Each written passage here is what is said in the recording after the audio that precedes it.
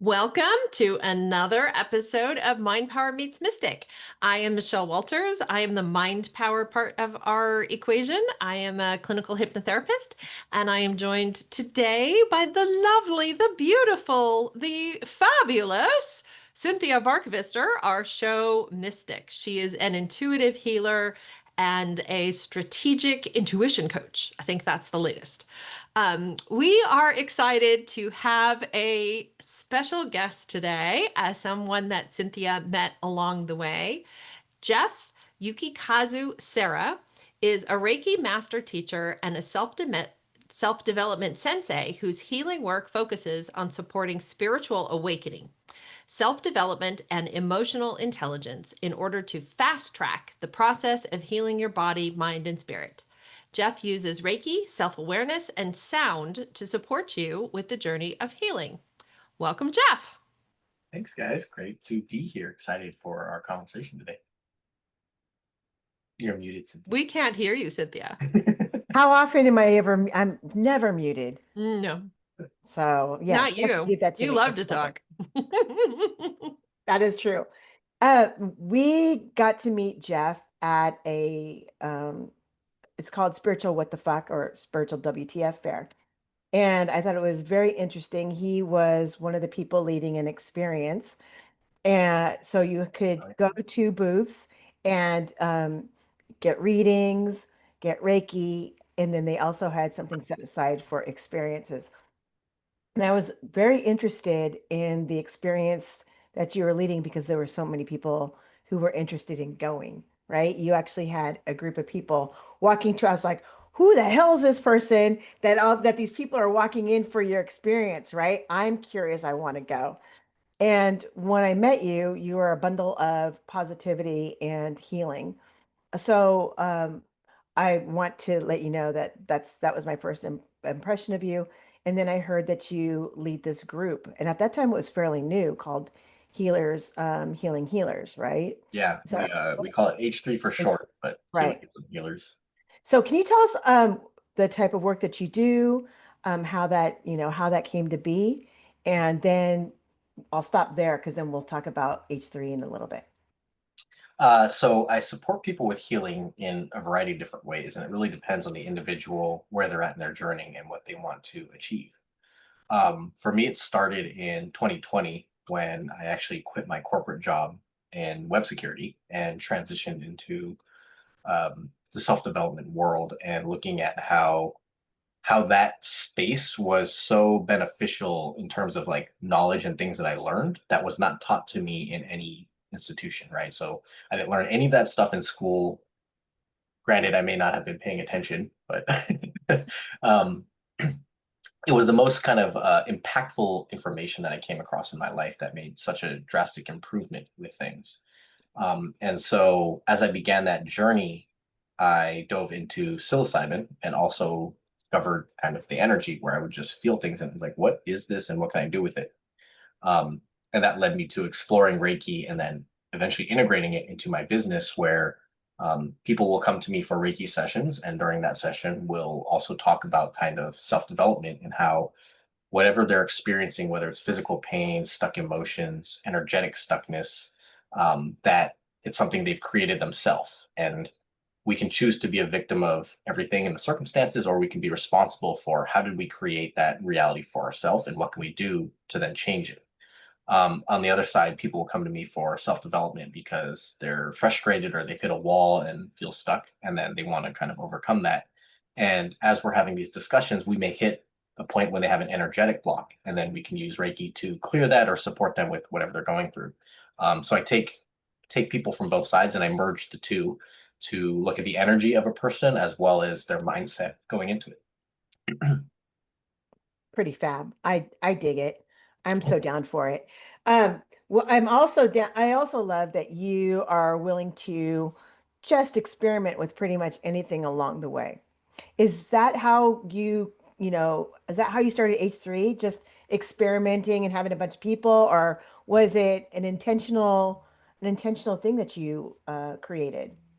So it started where we have in San Jose, there's a place called the Healing Place, and it's a open space that people can rent the room and use it for a variety of different activities. So I was going to one that was a channeling and healing kind of event that happened every week or every other week.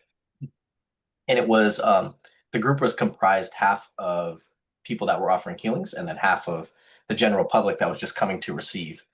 And with that group, there's a set amount of time that they rent the room for. And at the end of it, we would always work on the other people that were coming from the public. And if there was time, then we would work on each other. But we would often run out of time, and it's like the healers wouldn't receive healings. So then what we would do was, okay, well, let's just go to my house afterwards, and we won't have the time restraint, and we can just kind of hang out and work on each other. So we started to kind of do that and set time for it. And the first gathering, I think there was like 7 of us. That was just kind of from that group where we pulled it and said, hey, just come meet at the house and we're just going to do healings on each other. And we thought it was something kind of cool. And so we continued to just kind of expand that and invite other people that were in the space that were healers. And as we grew bigger, we kind of just developed a process and a cadence. And so we meet twice a month. And the one rule that we have is before you go home, you have to receive a healing, because a lot of us in the healing space are so used to just giving, and having output. But it's, unless we're conscious of it, we have to really pause, slow down, and receive as well. And so the space exists for us to fill our cups. And you're not required to always give a healing in that space, but you are required to receive one, because if you're not feeling the greatest or if you're in your shit, you can show up and still receive.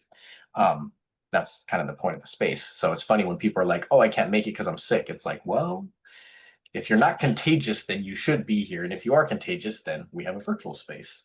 And so it kind of just evolved over time. And we have over 100 members that we've kind of gone through. So our vetting process really is just, I connect with the person and we do an exchange. So they share their healing modality and I share mine. And if they're an energetic match, then we go from there and we invite them into the space. I look at it as it's really just, we host this in my home. And so the vetting process is, are you an energetic alignment? And am I comfortable inviting you into my home? And if you meet that criteria, then really that's all we're looking for. There are times and occasions where people don't align with that, or I meet people and here's the information, how we set up the exchange. And if they're not willing to travel, or if the time doesn't work out, then they're most likely not going to be willing to travel for the group anyway. And so it kind of has a filtration process. And Cynthia, you and I have talked about that, where there was a stressful period where I was like, who am I to make this decision? But you mentioned that, there's a protection in place and my guides are involved, where the group has a natural filtration where people will be magnetized to it or repelled from it automatically. And that's been the case. So it's been very easy to kind of manage, where we have the set time and date, and we gather and people know about it and they come when they're able to and when they need to receive a healing, or if they want to share. And every so often other members will kind of open up their home or their space and we'll do it over there. But otherwise, typically the events are always here at my house. And every space, every inch is used. Yeah, we use all the rooms. Very cool, Jeff. I think this is kind of brilliant how you came up with this. And it's such a needed thing, because you're absolutely right. There are so many people in the healing world who don't prioritize self-care. They don't take anything for themselves, and they need to. The greatest part about it has been the community, because so many of us, I think, are the black sheep or kind of outcasts, and we feel isolated, where it's like we have ourselves and then our clients. And then coming together in this space where it's like other people that are doing the same work, we can have conversations that I'm not able to have with other friends.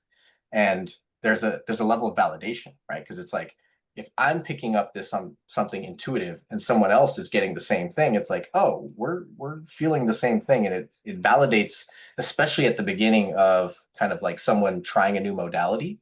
So we have a lot of people that'll experiment or play around with stuff that's like, hey, this is something new I'm experimenting with and trying.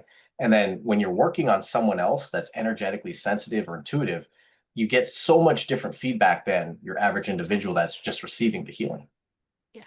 Yeah, I can see that. So, Jeff, tell us some success stories, some things that people have walked away from your group with that they didn't have before. I can use myself as an example here. So earlier this year, I had 2 herniated discs and pretty severe sciatica.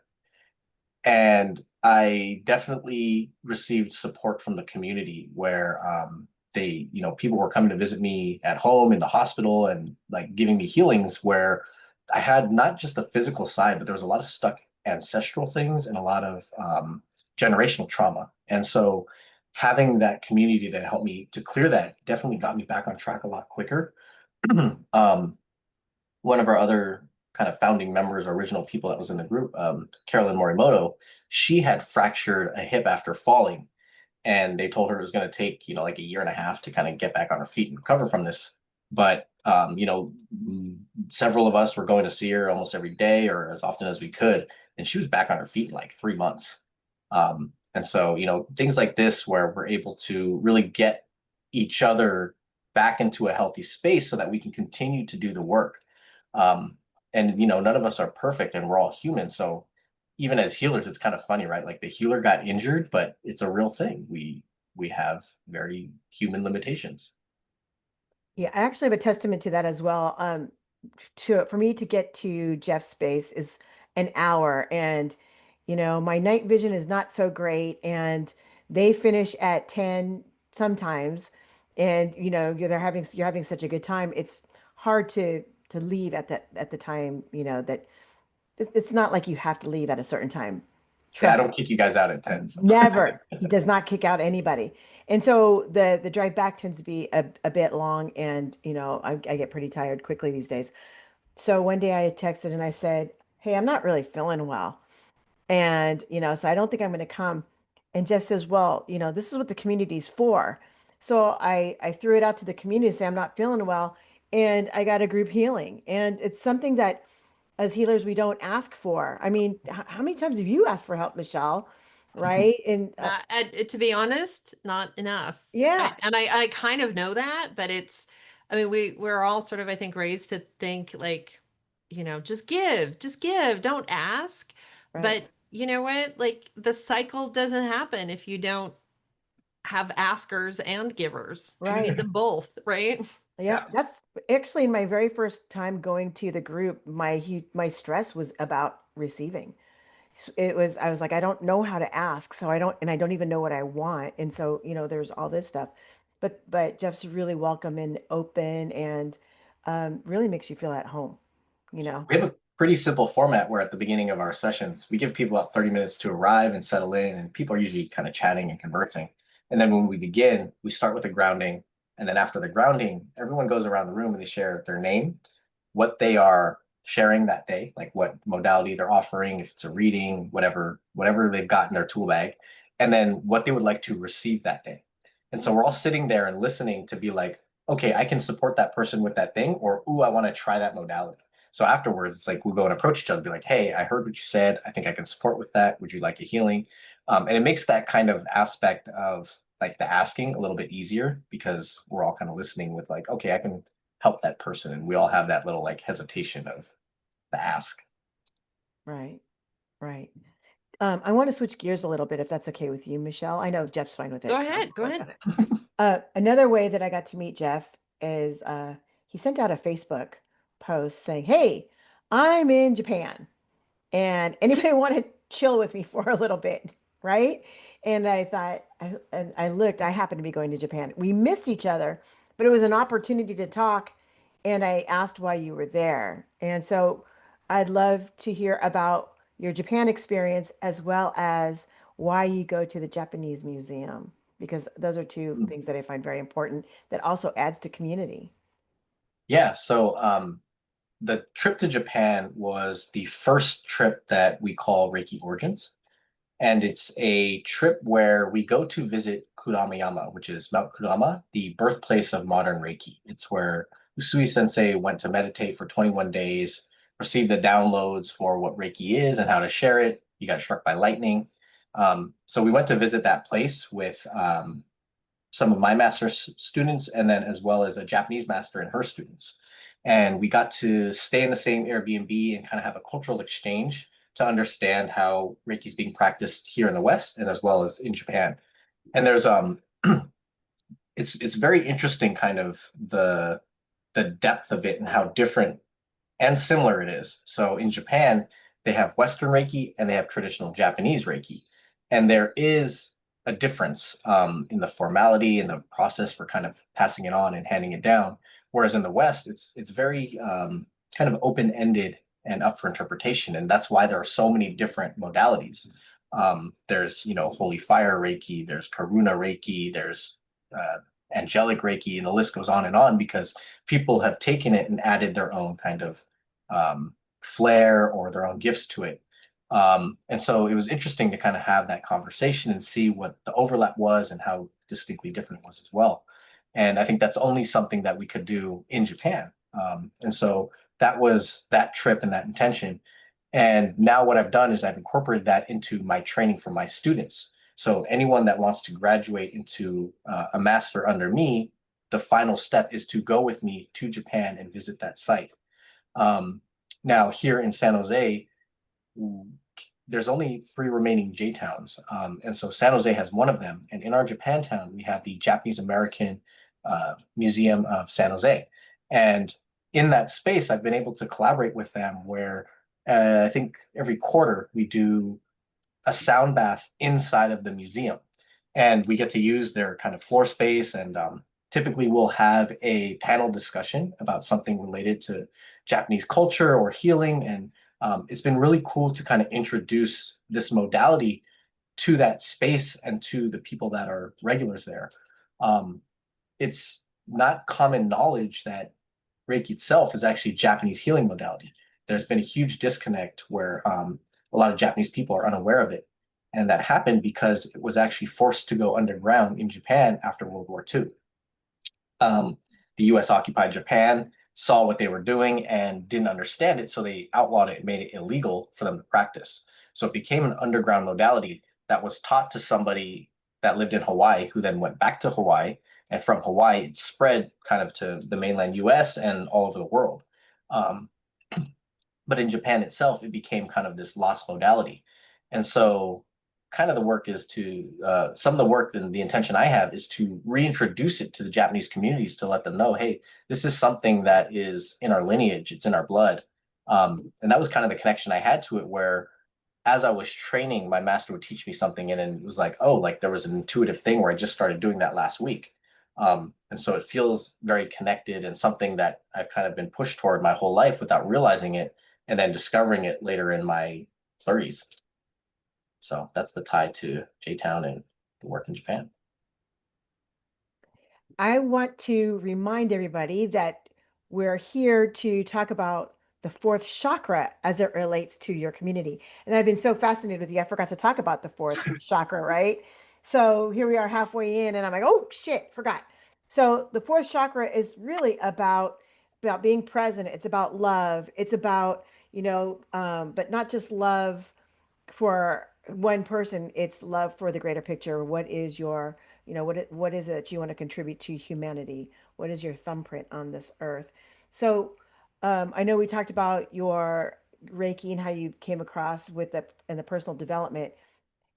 Were you the type of person that would create communities beforehand? Is this something that you just discovered, or were you always the guy that would organize or would create the group and ask people along? Was it always in you? Because it's a 4th chakra. Were you the ringleader in high school or not?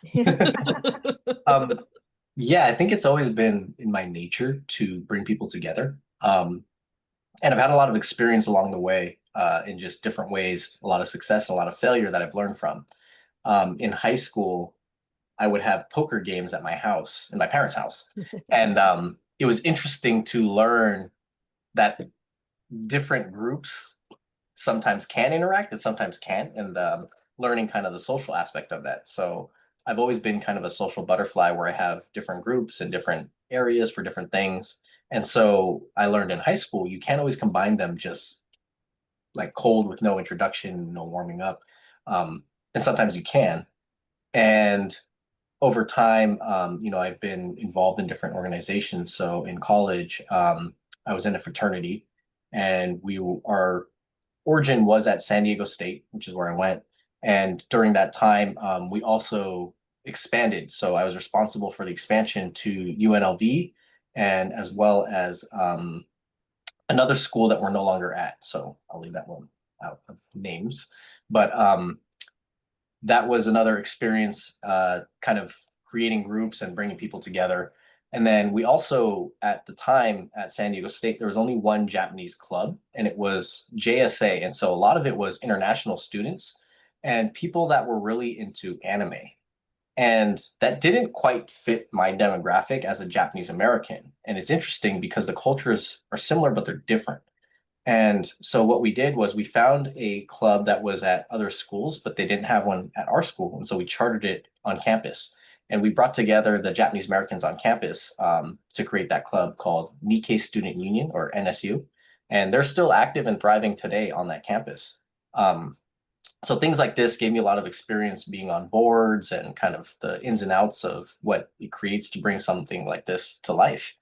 And so it's been kind of cool to have all that just be social and fun things to now bring it into the work that I do today and just bringing a group together.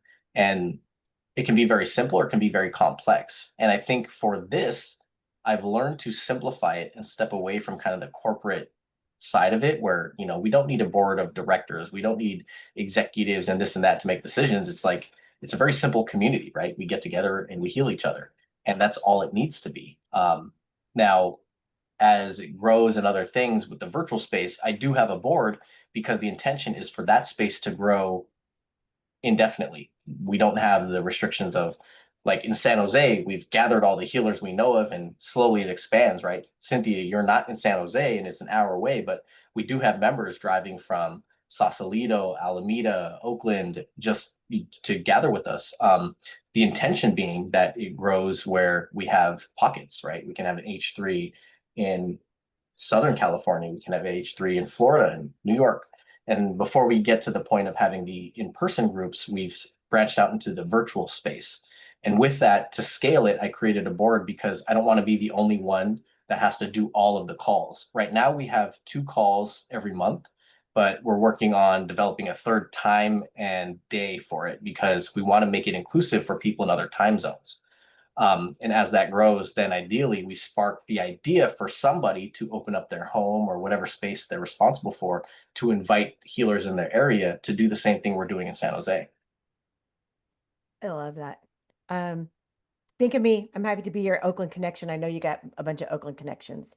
So I mean, we just need someone with space that says, hey, let's do it. And then you just do it. yeah, I'll send a video and you can tell me if it's enough space. Yeah. There's all that. So, hey, what have you're fascinating. We could talk forever. I want people to be able to connect with you and the community. So what do you have coming up for yourself, for the community? Yeah. Yeah, so a couple events in San Jose, Japantown. So the event I was talking about at the Japanese American Museum will be on November 7th. We call that Kiku, and in Japanese, Kiku means like listening. And so that will be November 7th in the evening, I believe 6 p.m. or so is when we start. And that's a sound bath that is held inside of the museum. So it's a pretty cool experience. We usually have anywhere from 3 to 5 different sound healers, and we just move around in the space. And so you find a spot, you lay down, and you receive the healing, and it's a pretty cool experience. The intention in that space is that we're giving the people and the participants that come a healing, as well as the artifacts that are in that building. There's a lot of relics and replicas from the time during World War II when the Japanese were interned. And so there's a lot of heavy energy in that space that we're working to kind of heal, at the same time keeping it where you can feel that energy without it being overwhelming. We're not trying to clear the energy, but just offer healing to the individuals that are still carrying that generational trauma. And then the other event we have is the first Saturday of every month. So November 1st will be the next one, is we call it Sonic Flow. And this is a sound bath that we hold in the Akiyama Wellness Center. And that's the Japanese American Senior Center activity space. And so this is another sound bath. It's not in the museum, it's just in an open kind of area. And so this is another event we offer to the community. And the proceeds from that one go to Yukikazu, which is the senior center, as well as the Japanese American Museum of San Jose. So we split the funds we raised with them. And then, yeah, we have the communities, both the in-person H3 group, and then we also have a virtual community. And the virtual community, we have kind of a vetting process. And so people are interested in learning more about that, then they would just connect with 2 of our board members for healing trades virtually. And I can share a link for that. It's on my website. I have 2 websites, one for the self-development side and one for the Reiki side. It's hosted under food, the number 4, thought, and then 408.com/H3V. So that's the link to find out information about the virtual group as well as the application process. With the in-person group, that's something you would connect with me one-on-one for. So any healers that are interested in the area or virtually, then please reach out and get in touch with us. Thank you so much, Jeff. This has been great. I mean, I knew a tiny bit about you, but now I feel like I know a whole lot more about you and like, oh, maybe I need to get in on this gig. This sounds like a Wait, pretty good gig. that was my thought at the very beginning of this was we got to get We Michelle haven't met involved. Michelle yet. Yeah. Well, Yep. thank you so much for being on Mind Power Meets Mystic. We really appreciate you. We also appreciate all of our listeners. Thank you for being here with us for this week's show. We would love it if you would subscribe and give us a rating or review. It helps enormously in terms of helping this show to reach others. If you think our wisdom has been helpful, or if Jeff could maybe provide a little light in someone's life, please share this episode with them. We would most appreciate it. Thank you, and bye bye from another episode of Mind Power Meets Mystic.